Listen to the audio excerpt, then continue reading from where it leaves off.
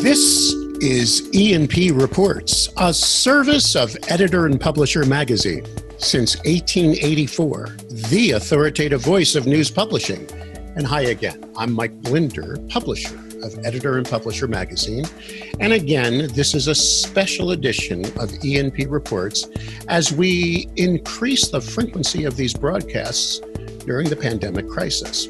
Today, we're chatting with Earl Wilkinson, CEO of the International News Media Association, better known as INMA or INMA. Earl's membership is global, so he'll be giving us a perspective of many different cultures that consume news media in many different ways. And more importantly, he's had a chance to take a look at China now on the backside of this crisis and actually give us an estimate of what he thinks the timing may be when we get to a back end of the downturn we're going through. So let's go one-on-one now with Earl Wilkinson, CEO of INMA. Well, Mr. Wilkinson, I assume I find you at home like most of humanity right now. Is that correct? Absolutely. Look, we've been in a virtual office since 2009. Right. So this isn't that huge of an adjustment for us. But anyway, happy to join you. We're honored to have you now. You're obviously a global traveler.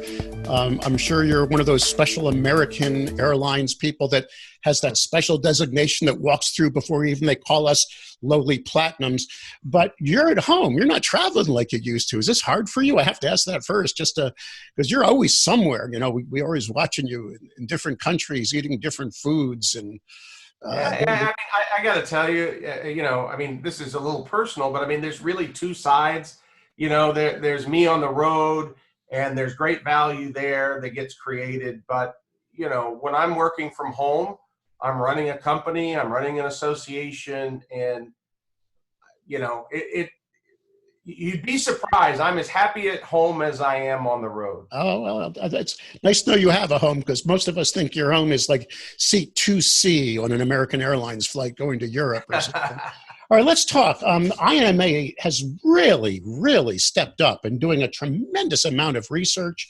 You have a very robust website or pages devoted totally to the pandemic right now for your members. You and I have chatted offline many times over the past few months since I acquired E&P. And one of the things that you really have is a massive global membership now. You're just all over the world. So let's just start at 30,000 feet. What are you seeing from your members? And where are we at today? And where do you think we're heading? If I just can get it from the CEO of INMA. February 28th, we wrapped up our media subscription summit in New York. It was great. It was virtually sold out. And that's after one of those events, my dream is to either have a couple of beers or wind up in the fetal position, preferably both. And within 1 hour, my board is asking me, what about this coronavirus? What about the coronavirus? That week after that, it was chaos for everyone. Week 2 was about operations, employees, a safe work environment. What are those operational plans? Last week was about advertising. It was about money. It was about forecasts. I think this week, I hate to say it, it's about cost structures. It's about smart ways to cut costs. And probably the structure of a reduced workforce, and how long is that going to last? Because no one really knows the timeline of this right now. We're all here in the U.S. and North America trying to project our timeline, but you're looking at the industry globally, correct? Because that's your members are everywhere. Yeah, but it's a good way of putting this. So, in fact, I was just right before I got on this interview, I was reading about some restrictions in Wuhan. They basically locked Wuhan down on January 23rd. It is literally March 23rd. And that model seems to be holding up throughout China and Hong Kong, 8 weeks from what I would call liftoff, acceleration of the crisis, and then some sort of a landing. Certainly they're not out of it. But, if you were to play a game and say, okay, let's just say the United States, or let's say Germany I think things took off around February 28th, Right. 29th, March 1. I think we're looking at, we're not going to really see a soft landing until at earliest May 1. That's really good to hear, and I hope to use an old expression, from your mouth to God's ears. That would be amazing, because we're hearing projections of much longer, but that would be something that may be more manageable. Now, let's talk about operations first, then get into advertising. Europe is a different culture than the United States. I mean, we all know that. People cherish the printed newspaper a little bit more, but its distribution, correct me if I'm wrong, is more handed out to cars. There are more racks. Is it not like that? I mean, the paper is not just thrown on people's lawns in Europe like it is like here in the United States. And wasn't there a crisis in Italy and other places where getting the newspaper became hard because it wasn't deemed essential? Or you can give us a little more light on that? Yeah, first of all, it's hard really to generalize about Europe. In Germany, you've got very much a home delivery culture. Okay. In places like Italy, it's single copy. In France, it's single copy, or at least in Paris, it's single copy. So, I mean, I would say it's actually 50-50. Okay. But I think that there are some unique situations. In Italy, I think the government, I actually don't know if they did it or they just were generally suggesting that newspapers weren't, mandatorily, I don't know what the word is, vital. I think they were talking more about the physical print newspaper, getting people to stay home, not go to the newsstand, etc., rather than some broader generalization that journalism itself is not vital. That's my read on it. I could be wrong. We've got, I know, an interview with the editor of La Repubblica coming out in the next couple of days. Maybe we will get an answer to that. All right. Talk to me then about what the stay-at-home culture has shown outside of the U.S. as far as spikes in digital revenue. I mean, digital audience. Are we seeing growth? Are we seeing subscriptions change? What is the pattern you've seen over the past few weeks globally when it comes to the digital readership of the newspaper product now? So, I mean, I've heard anywhere between 40% and 120% Wow. spike in traffic. What is slower to come across, because I think it's interesting how difficult it is to tease these numbers out in terms of digital subscriptions. We are releasing some data in the morning or later this week, whenever this interview gets distributed, that is going to look at new digital subscription starts, snapshots in the month of March, that basically will show everyone is growing, everyone is spiking. But what's interesting is that the numbers in Europe are over 100%. Really? In North America, it's more like 14-15%. I'd live with 14 to 15% any day, but we believe that the difference is most European publishers are not opening their paywalls to COVID-19 coverage, and most North Americans are. So let's see if that theory holds true in the next 7 to 10 days when we get real numbers, better stories. So people are paying for content in Europe from their local news publishers. And I'm not, it's possible that some U.S. publishers jumped the gun too quick. They might have wanted to keep those paywalls up, is what you might be feeling now? Yeah, it's interesting. I right before this interview, I was talking with Greg Pichota, who conducted the interview with La Repubblica. And one of the things that they have said that might be a middle ground between these two extremes is, no, we're not going to pull down the paywall, but maybe we lower pricing a little bit in this crisis. You asked me sort of the backstory of the last few weeks. If I were to play it forward a little bit, within 2 weeks, let's say April 6th, 7th, 8th, somewhere in here, once we right size our workplaces, we know what our priorities are, we know what our business models are, we're going to settle into a new normal. And I think that's when I think a number of publishers are going to really start adjusting that paywall up, down, zero, whatever it is. But maybe zero works today in North America. Maybe it won't work in 2 weeks. I spoke to Mark Chevern on a similar interview with EMP Reports, and obviously Dean Ridings at America's Newspapers, who are both being very Pollyanna and in a good way. I mean, just very positive that this can be our defining moment as an industry. If we prove our worth as people are seeking our local content, we could come out of this on the backside, stronger relationships with our readers. Do you concur? Do you have a theory on that? What is your position on INMA? Absolutely. I think this is the trust moment. I like that trust moment. Yeah, it's an opportunity to sort of right any wrongs and misperceptions about what we do. Now, you're talking very rationally about content. I think it's an opportunity to project our brands into, for example, creating hub and spoke systems for local restaurants and local businesses that are really falling through the cracks, through the DoorDash, Uber Eats system and, equivalents internationally. I think it's an opportunity.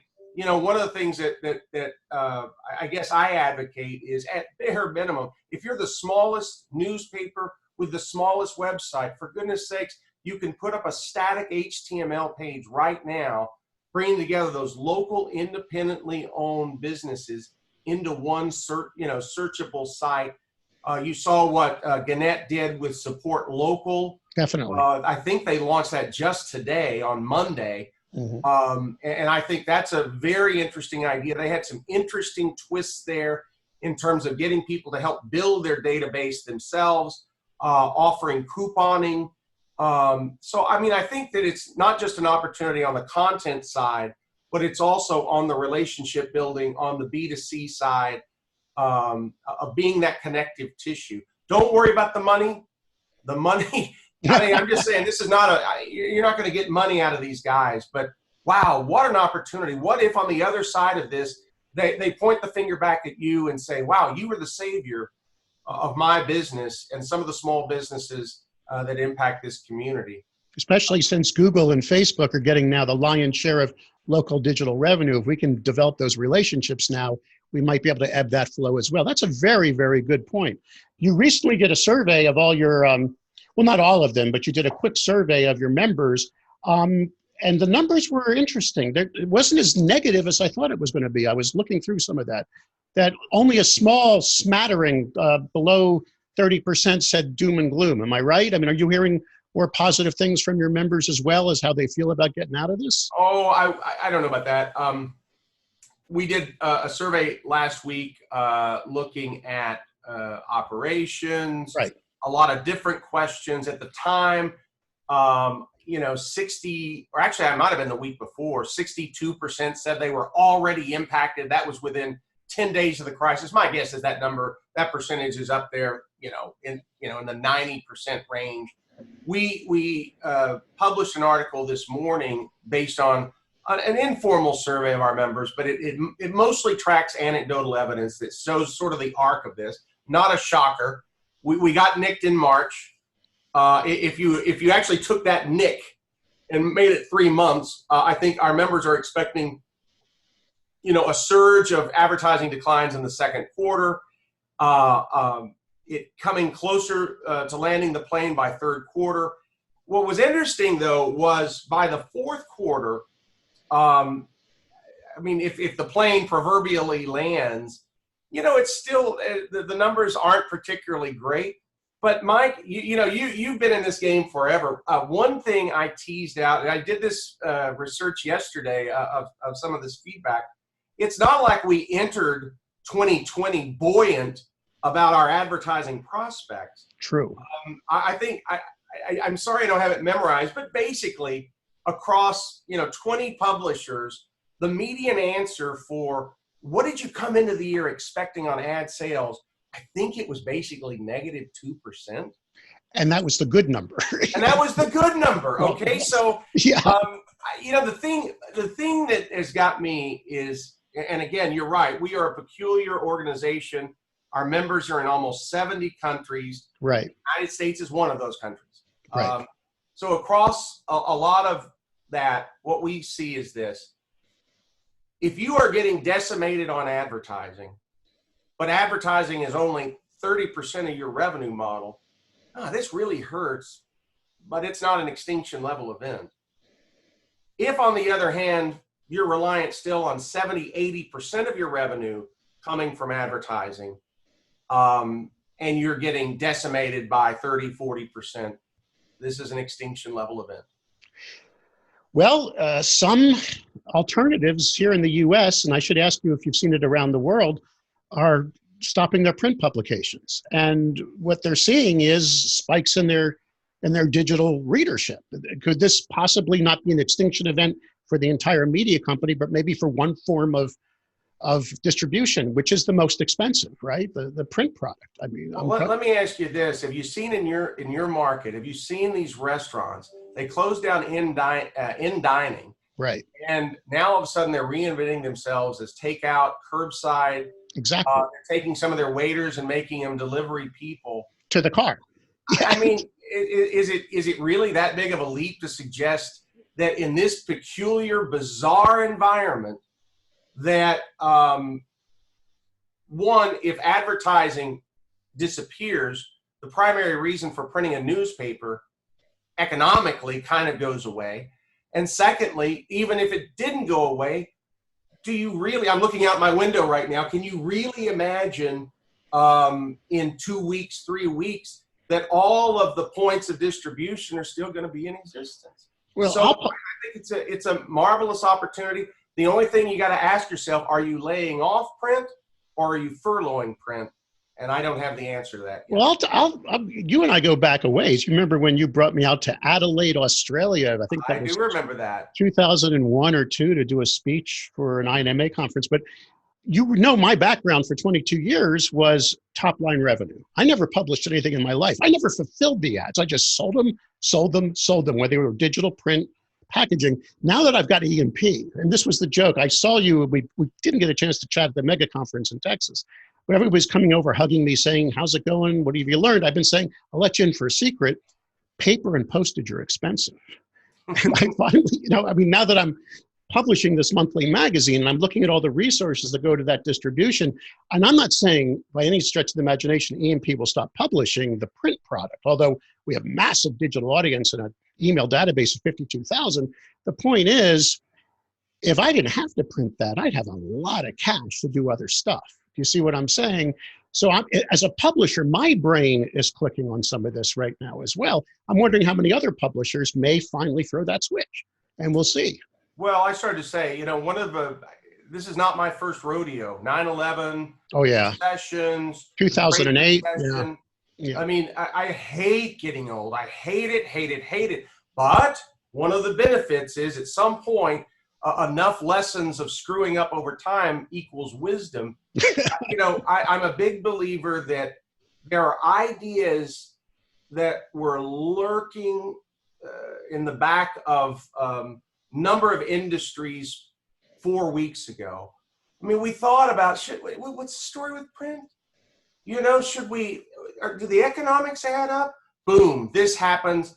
The idea comes forward. Now we're thinking about it. Work from home. Do we really need everyone? I mean, that just doesn't seem economical. Boom, this happens. Work from home, total reevaluation. I mean, trends that existed in the market and ideas that were lurking behind the curtain are now out there and they're open to evaluation. I think if you're a closet historian like me, and my wife always accuses me of coming home and watching the Hitler Channel, that's what she calls the History Channel. Through crisis comes change, don't you agree? It takes a crisis to sometimes wake you up and make you lead, follow, or get out of my way, right? You've been thinking about it. You've been thinking about it. You've been thinking about it. Now, stop thinking about it. And, if you look back, if you look back to 9/11, this digital thing might be something. Oh, it became something when the economics changed. Subscriptions in the Great Recession, I just think there's something, and it just moved forward. I think print and work from home, I think probably are two of those lurkers today that probably have legs in 2, 3, 4 months. And look at the cost savings. Then you have more money to invest in your product. And so yes, but by no means, this is important. By no means is Earl Wilkinson and Mike Blinder saying shut down your print operation today. We were just doing a little supposing, and it's time to think outside of the box. Correct? I mean, it may not be appropriate for everyone. Oh, absolutely. Well, you go to my members in India right now, where it's still 95% of the value prop. No, it's a silly argument. You're not going to shut down print, but you are going to accelerate your digital operations. In fact, I've got to meet up with my members in India, Pakistan, Sri Lanka, and Bangladesh in 1 week. And, this level of shutdown, lockdown hasn't hit them yet. I'm going to be curious, what are they, from a really print perspective, what are they looking at doing when people can't get out and can't buy their physical newspapers? What have they spent the last decade doing? I think we're about to find out. It's true. And even there, correct me if I'm wrong, and it's been a while since I worked at Hindustan Times. I went out there a few times, and I've been to India 4 or 5 times. But correct me if I'm wrong, a lot of their classified sales is face-to-face. It's like little kiosks where people walk up and they buy their classifieds ads socially. They don't do it on a phone or on a website. And one of the top categories I remember was matrimonials. Is that right? Oh yeah, huge. I mean, it's not even a category outside of South Asia. Exactly, but it's amazing. But people physically show up at like little shops to buy the ads. They don't think of going on their phone or going onto their tablet to buy them. They actually buy them from a third party. And if those businesses shut down, it's another change to go more digigal. I can see. Mike, kind of blender. I got it. No, I got the irony of that. Yes, it's okay. But I guess blending India in with print.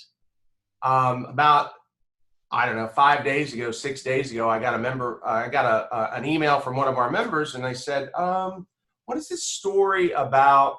What's the truth behind coronavirus and newsprint?" And I don't have an answer to that. WHO, here's some guidance they do. Let's move on with the story. This thing keeps rising, and it's rising in questions at first world companies, including here in the United States, including some of the biggest brands you can imagine. We've looked into that, and, nobody has actually done science. There has been some science behind COVID-19 and surfaces. I don't want to get technical on this, but basically, the science basically says the more porous the surface, the shorter time and impact in terms of possibilities. We've sort of deduced from that, there's never been a reported incident in terms of newsprint. I think news organizations are absolutely, from moving off the printing presses into a truck, into newsstands where it's single copy. They are going the extra mile there. But it's interesting that I even have to spend headspace looking at this. But it's something we're going to be coming out with later this week. Hopefully the definitive talking points for publishers on this subject, because it is coming up. And especially with the cultures you represent, where newsprint, India, and other cultures where it's still the viable way that the content is consumed. It's not digital. It's definitely the print product. Earl, why don't you give our audience an idea of what resources they can find from INMA? Where can they find them?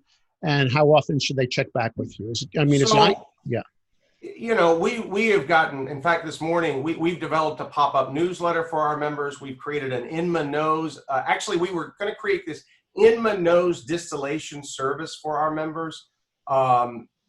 We were going to do it in April, and we just, pushed it forward on the first subject of COVID-19. So we're producing probably 3 or 4 original pieces of content every day. Good for you. Trying to keep up with the pace of this. And, what's exciting about it, Mike, is that we're crowdsourcing our members in the process. We may be beating our members down a little bit, but they've been great at sharing their experiences, etc. We have a peculiar, we don't have a paywall, we have a time wall. So we've sort of, I think, parsed this a little bit. Every piece of content that we produce is free and open to anyone, everywhere for the first 48 hours. And then it kind of locks down. And we're having discussions internally. Should we unlock that? Should we lock that longer term? We're working on all that. But for the most part, you know, if you go to INMA.org, you know, make it a habit every day. Even if you're a non-member, you will be able to read certainly our most recent content over the last 48 hours, free and open. And we at ENP do curate your content as well. So, and we'll link back into you. So that's good to know. Your content is available after it's published for the first 2 days, and then it's locked down for members. And that's excellent. INMA.org, is that correct, sir? That's correct. And if anyone wants more information about INMA, you're Earl Wilkinson. What is your email address? Earl.Wilkinson@INMA.org. Again, you can just find us at INMA.org. You know, that's one of the bizarre things. They shut Dallas down. We're based in Dallas. The core of my staff is based in Dallas. And in fact, at 5:30 yesterday evening, the county judge shut basically all physical offices down. The first thing I read in that, I was like, oh, how does that impact us? It doesn't impact us at all. No. We've been virtual for 11 years. We're just spending a little more time at home. And so I'm just a little crazier than usual. I tell you, same here. When I took over ENP, the first thing I did was I operated out of my home in Tampa, my home office. My editorial team works in California. They're now today working out of their homes with the laptops we provided them. My sales agents in Chicago. I mean, nothing's changed. We're still operating the business. If anything, like you, I had 8 speeches scheduled over 2 months at different associations. My wife's sick of seeing me here because they're all canceled. So well, you heard we canceled our Paris World Congress. That was going to be our 90th annual World Congress. We are trying to pull together a virtual World Congress. Oh, that'd be with great. The speakers who had agreed to speak. We've got so many confirmations. People are so excited about the idea. We're not going to do it for 5 weeks because this is not the moment for stuff like that. But I think in 5 weeks, there's going to be a yearning to connect. And I think, to ideate, right now it's about survival. It's about, one of the things, Mike, that our members are clearly telling us is they've never worked from home in their lives. And I think we underestimated the level of personal adjustment this has meant. Again, you've done it forever. I've done it forever. Right. But they haven't. They've not. And it's a lockdown situation. You got the wife and the husband home. You got kids crawling all over. People are dealing with it. It's an adjustment. But on the backside, if you can take your work with you on a laptop as you're being mobile, you can be much more productive. How many things have you done on an airplane like me? How many papers have you written sitting in that seat? Change can happen through this, and maybe this is all a good thing. Earl, I'm going to say one thing. I got my fingers crossed that the 2-month prediction is I'm feeling good. Let's hope. And we'll be checking in with you shortly and in the weeks to come. Thank you very, very much for your valuable time. Thank you, Mike.